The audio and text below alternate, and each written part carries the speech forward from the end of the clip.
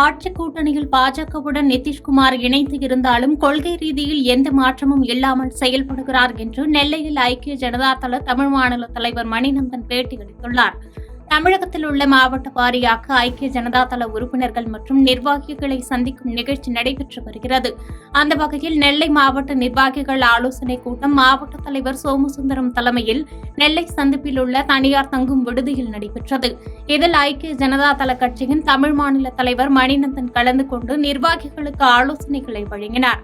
தொடர்ந்து செய்தியாளர்களை சந்தித்த மணிநந்தன், மத்திய பாஜக கூட்டணியில் நிதிஷ்குமார் ஆட்சி பங்கெடுத்துக் கொண்டாலும் கொள்கை ரீதியில் எந்த மாற்றமும் இல்லாமல் செயல்பட்டு வருகிறார் என்றும், சாதிவாரி கணக்கெடுப்பை கொண்டு வர வேண்டும் என தொடர்ந்து பாஜகவிற்கு அழுத்தம் கொடுத்து வருவதாக கூறினார். சரியான பாதையில் இந்தியா கூட்டணி செல்லாமல் இருந்ததால் நிதிஷ்குமார் அதிலிருந்து விலகியதாகவும் அவர் கருத்து தெரிவித்தார். நிதிஷ்குமார் அவர்கள் பிஜேபியுடன் உடன்பாடோடு இருந்து இன்றைக்கு ஆட்சியில் பங்கெடுத்துக் கொண்டாலும் எங்களது கொள்கையில் இருந்து என்றைக்கும் விடுபடவில்லை. இன்றைக்கு கூட உங்களுக்கு தெரியும், அதாவது இந்த சென்சஸ் கணக்கு, நாட்டில் ஜாதி கணக்கு எடுப்புகளை வலியுறுத்தி இருக்கிறோம். நாங்கள் ஏற்கனவே இந்தியா கூட ஒரு கூட்டணி வைத்து இருந்த போது இவர் தான் கிங் மேக்கராக இருந்து நிதிஷ்குமார் அவர்கள் இந்த கொள்கையை ஏற்படுத்தினார். ஜாதி வாரிய கணக்கெடுக்க இந்தியா பூராவும் நடத்த வேண்டும் என்பது அவருடைய குறிக்கோளை வைத்தார்.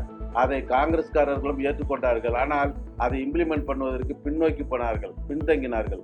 அதனுடைய காரணமாகவும், இரண்டாவது சரியான ஒரு பாதையில் இந்தியா கூட்டணி செல்லாத காரணத்தினாலும், அதை விட பெரிய முக்கியமான விஷயங்கள் பீகாரிலே நிதிஷ்குமார் ஆட்சியை கவிழ்க்கவும் சில சதித்திட்டங்கள் செய்த காரணத்தினாலே அவர்கள் மீண்டும் பாரதிய ஜனதாவுடன் உடன்பாடு ஏற்பட்டு இன்றைக்கு நல்லாட்சி புரிந்து வந்திருக்கிறார்கள்.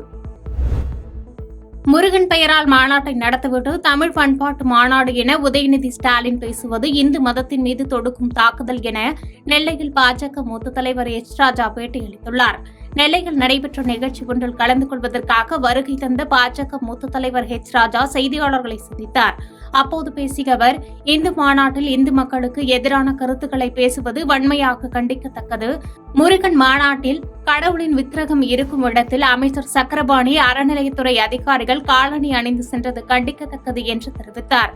மேலும் மத்திய அரசு தமிழகத்திற்கு கடந்த 10 ஆண்டுகளில் 10,61,000 கோடி ரூபாய்க்கு திட்டங்களை கொடுத்துள்ளது. மத்திய அரசு எதுவும் செய்யவில்லை என ஸ்டாலினும் எடப்பாடியும் சேர்ந்து கொண்டு பொய் சொல்லி வருவதாக கூறினார். நான் போன வாரம் பழனிக்கு போயிருந்தேன். நீங்கள் பார்த்தா நல்லா இருக்கிற செவுரு, காம்பவுண்ட் வால் பூராத்தையும் இடித்து கட்டுறாங்க. நீங்கள் பார்த்தீங்கன்னா இப்போ புதுசாக கட்டுறது பலவீனமானதாக இருக்குது. இதுக்கு முன்னாடி இருந்தது, ஏன்னா அதுவும் பார்க்கறது நமக்கு கிடைக்கிது முன்னாடி எப்படி இருந்தது அப்படின்னு. ஆகவே அதில் கிட்டத்தட்ட 1,600 கோடி ரூபாய்க்கு பழனியில் செலவு பண்ணுறதா அறநிலைத்துறை மூலமாக அங்கே இருக்கின்ற நண்பர்கள் சொன்னாங்க. அதே மாதிரியாக அரசாங்கம் நாத்திக அரசுக்கு என்ன மாநாடு நடத்தி அதில் தவறான கருத்துக்கள், முதலமைச்சர் அவர்கள் பேசும்பொழுது அவர் சொல்கிறார், கருவறையில் சமத்துவம் கொண்டு வரேன், அனைத்து சமுதாயத்தினரும் அர்ச்சகர் ஆகணும். தமிழ்நாட்டில் அனைத்து சமுதாயத்தினரும் அர்ச்சகர்களாக இருக்கிறார்கள். அனாவசியமாக இந்து மதத்தினரிடையே பேதங்களை உருவாக்க, கலகங்களை ஏற்படுத்த, அதன் மூலமாக மதம் மாற்றம் செய்வதற்கு வழி போட்டு கொடுக்கறது மாதிரியாக தமிழக அரசு செயல்பட்டு கொண்டிருக்கு. அரியலூரில் நாம் தமிழர் கட்சி ஒருங்கிணைப்பாளர் சீமான் செய்தியாளர்களை சந்தித்தார். அப்போது பேசிய அவர், தளத்திலிருந்து வெளியேறிய வருண்குமார் குறித்த கேள்விக்கு வருண்குமார் IPSக்கு வாழ்த்து தெரிவித்தார். மேலும் விஜய் கட்சியின் மாநாட்டிற்கு தன்னை அழைக்க மாட்டார், அழைக்கவும் கூடாது என்று கருத்து தெரிவித்த அவர், விஜய் கட்சியுடன் கூட்டணி குறித்து கேட்டபோது தனித்து போட்டிதான் என தான் முடிவெடுத்துள்ளதாக கூறினார். அண்ணாமலை ஒரு தடவையாவது தேர்தலில் நின்று வெற்றி பெற்றுள்ளாரா என்று முன்னாள் அமைச்சர் செல்லூர் ராஜு மதுரையில் பேட்டியளித்துள்ளார். மதுரை மண்டலத்தில் தமிழ்நாடு அரசு போக்குவரத்து கழகத்தின் அண்ணா தொழிற்சங்கத்தின் புதிய உறுப்பினர் உரிமை அட்டை வழங்கப்பட்டது.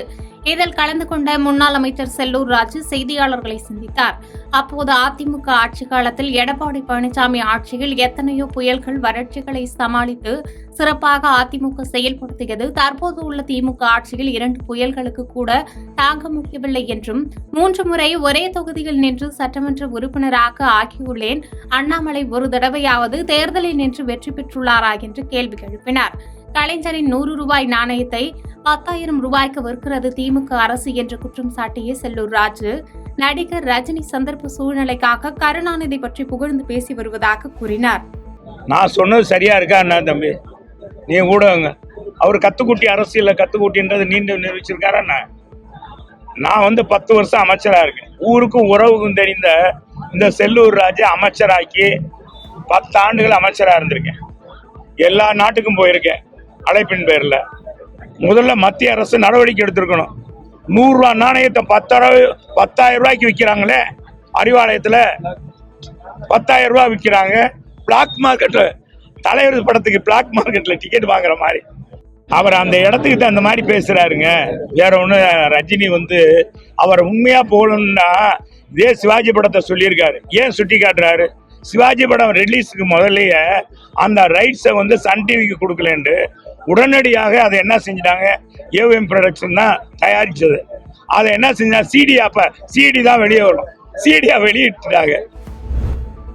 சென்னை கோயம்பேடு சாலையில் அமைந்துள்ள தேமுதிக தலைமை அலுவலகம் இனி கேப்டன் ஆலயம் என அழைக்கப்படும் என்று தேமுதிக பொதுச் செயலாளர் பிரேமலதா தெரிவித்துள்ளார்.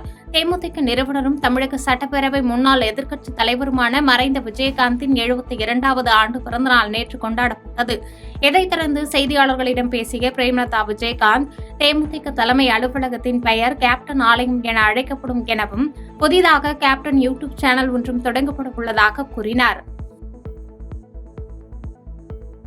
பாதகம் செய்பவரை கண்டால் நாம் பயங்கொள்ளலாகாது பாப்பா, மோதி மிதித்து விடு பாப்பா, அவர் முகத்தில் உமிழ்ந்து விடு பாப்பா. அண்மை செய்திகளை உடனுக்குடன் தெரிந்து கொள்ள இணைந்திருங்கள் இயம்நாடு தொலைக்காட்சியுடன்.